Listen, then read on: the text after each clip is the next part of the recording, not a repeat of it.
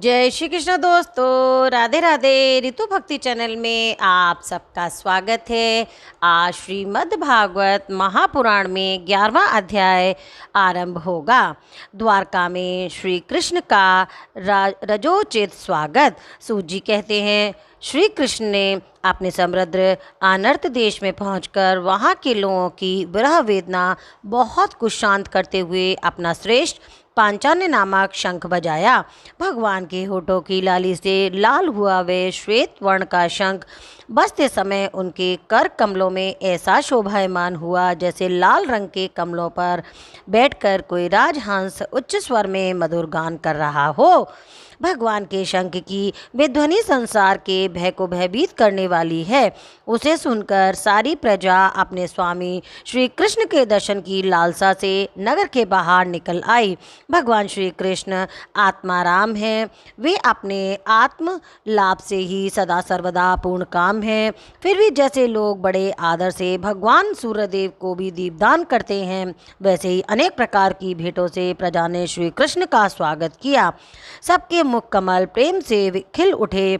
वे हर्ष गदगद वाणी से सबके सुहृद और संरक्षण भगवान श्री कृष्ण की ठीक वैसे ही स्तुति करने लगे जैसे बालक अपने पिता से अपनी तोतली बोली से बातें करते हैं। स्वामीन, हम आपके उन चरण कमलों को सदा सर्वदा प्रणाम करते हैं जिनकी वंदना ब्रह्मा, शंकर और इंद्र तक करते हैं, जो इस संसार में परम कल्याण चाहने वालों के लिए सर्वोत्तम आश्रय है, जिनकी शरण ले लेने पर परम समर्थ काल भी एक बाल तक बाका नहीं कर सकता। विश्व भावन, आप ही हमारे माता, सुहृद, स्वामी और पिता हैं। आप ही हमारे सद्गुरु और परम आराध्य देव हैं। आपके चरणों की सेवा में हम कृतार्थ हो रहे हैं। आप ही हमारा कल्याण करें। आहा, हम आपको पाकर सनाथ हो गए हैं, क्योंकि आपके सर्व सौंदर्य सार अनुपम रूप का हम दर्शन करते रहते हैं। कितना सुंदर मुख है, प्रेम पूर्ण मुस्कान से स्निग्ध चितवन। ये दर्शन तो देवताओं के लिए भी दुर्लभ हैं। कमल नयन श्री कृष्ण, जब आप अपने बंधु बांधवों से मिलने के लिए हस्तिनापुर अथवा मथुरा चले जाते हैं, तब आपके बिना हमारा एक एक क्षण कोटि कोटि वर्षों के समान लंबा हो जाता है। आपके बिना हमारी दशा वैसी ही हो जाती है जैसे सूर्य के बिना आँखों की। भक्त वत्सल भगवान श्री कृष्ण प्रजा के मुख से ऐसे वचन सुनते हुए और अपनी कृपामयी दृष्टि से उन पर अनुग्रह की वृष्टि करते हुए द्वारका में प्रविष्ट हुए। जैसे नाग अपनी नगरी भोगवती पातालपुरी की रक्षा करते हैं, वैसे ही भगवान की वे द्वारकापुरी भी मधु, भोज, दाशा, अहर्य, कुकुर, अंधक और वंशी यादवों से, जिनके पराक्रम की तुलना और किसी भी नहीं की जा सकती, सुरक्षित थी। वे पूरी समस्त ऋतुओं के संपूर्ण वैभव से संपन्न एवं पवित्र वृक्षों एवं लताओं के कुंजों से युक्त थी। स्थान स्थान पर फलों से पूर्ण उद्यान, पुष्प वाटिकाएं एवं क्रीड़ावन हैं। बीच बीच में कमल युक्त सरोवर नगर की शोभा बढ़ा रहे थे। नगर के फाटकों, महल के दरवाजों और सड़कों पर भगवान के स्वागतार्थ बंदरवारें लगाई गई थीं। चारों ओर चित्र विचित्र ध्वजाएं, पताकाएं फहरा रही थीं, जिनमें उन स्थानों पर धाम का कोई प्रभाव नहीं पड़ता था। उसके राजमार्ग, अन्याय सड़कें, बाजार और चौक झाड़ फुहार कर सुगंधित जल से सींच दिए गए थे और भगवान के स्वागत के लिए बरसाए हुए फल फूल, अक्षत, अंकुर चारों ओर बिखरे हुए थे।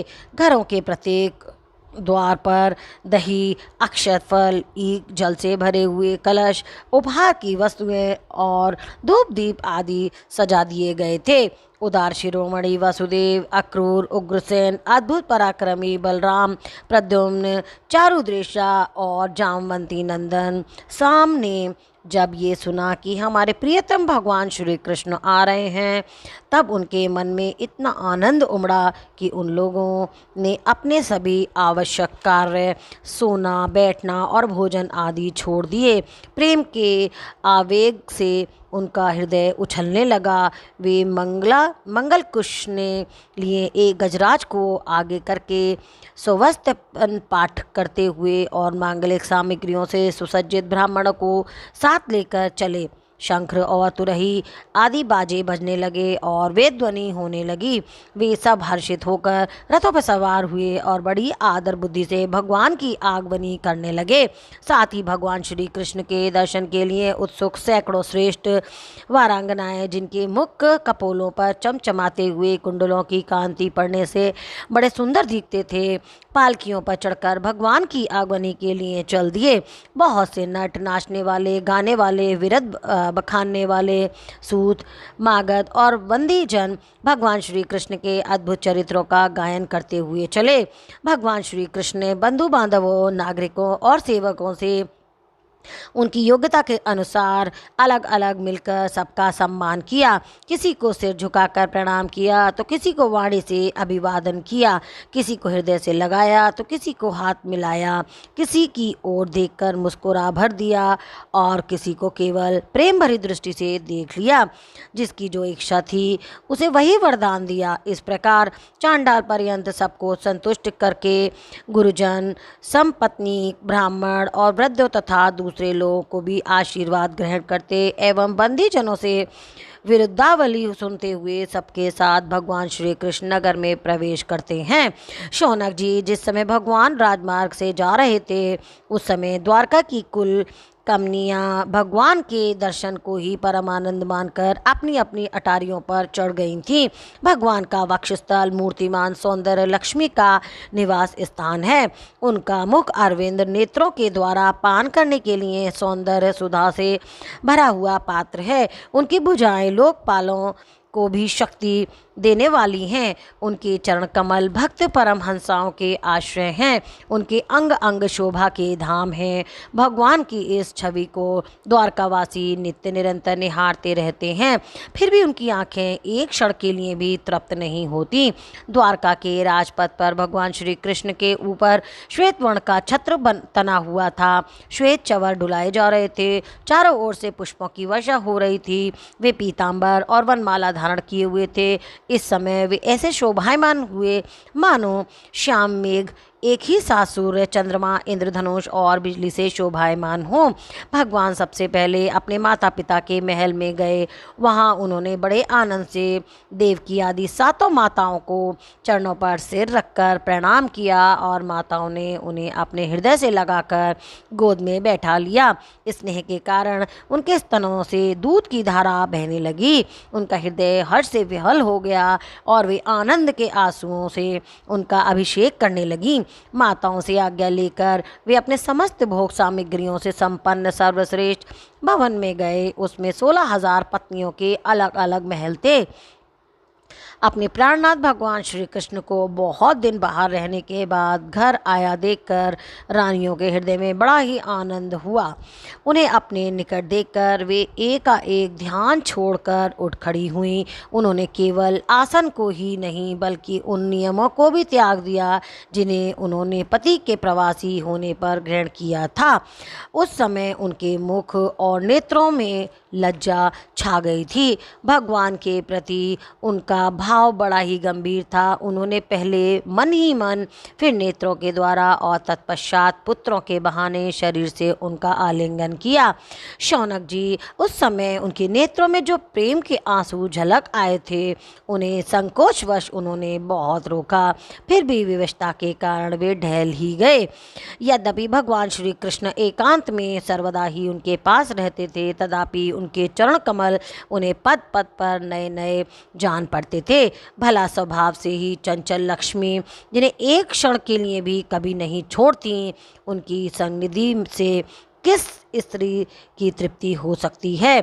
जैसे वायु बांसों के संघर्ष से दावानल पैदा करके उन्हें जला देते हैं, वैसे ही पृथ्वी के भारभूत और शक्तिशाली राजाओं में परस्पर फूट डालकर बिना शस्त्र ग्रहण किए ही भगवान श्री कृष्ण ने उन्हें कई अक्षौहिणी सेना सहित एक दूसरे से मरवा डाला और उसके बाद आप भी उपराम हो गए। साक्षात परमेश्वर ही अपनी लीला से इस मनुष्य लोक में अवतीर्ण हुए थे और सहस्त्रों रमणी रत्नों में रहकर उन्होंने साधारण मनुष्य की तरह क्रीड़ा की, जिनकी निर्मल और मधुर हंसी उनके हृदय के उन्मुक्त भावों को सूचित करने वाली थी, जिनकी सजीली चितवन की चोट से बेसुध होकर विश्वविजयी कामदेव भी अपने धनुष का परित्याग कर दिया था। वे कामनियाँ अपने काम विलासों से जिनके मन में तनिक भी शोध नहीं पैदा कर सकी, उन असंग भगवान श्री कृष्ण को संसार के लोग अपने ही समान कर्म करते देखकर आसक्त मनुष्य समझते हैं। ये उनकी मूर्खता है। यही तो भगवान की भगवद्गीता है कि वे प्रगति में स्थित होकर भी उनके गुणों से कभी लिप्त नहीं होते। जैसे भगवान की शरणागत बुद्धि अपने में रहने वाले प्राकृत गुणों से लिप्त नहीं होती, वे मूढ़ स्त्रियां भी श्री कृष्ण को अपना एकांत सेवी स्त्री परायण भक्त ही समझ बैठी थीं, क्योंकि वे अपने स्वामी के ऐश्वर्य को नहीं जानती थीं। ठीक वैसे ही जैसे अहंकार की वृत्तियां ईश्वर को अपने धर्म से युक्त मानती हैं। इति श्रीमद्भागवते महापुराणे पारमहंस्यां संहितायां प्रथम स्कंदे नैमिषारण्यपाख्यान कृष्ण द्वारका प्रवेशो नामेकादशो अध्याय संपन्न। बोल कृष्ण भगवान की जय। ओम नमो नारायण भगवते वासुदेवाय नमः। वीडियो देखने के लिए आपका बहुत बहुत धन्यवाद। यहाँ दिख रहे 2 वीडियो पर दबाकर आप और भी मेरे वीडियो देख सकते हैं। जय श्री कृष्णा। राधे राधे।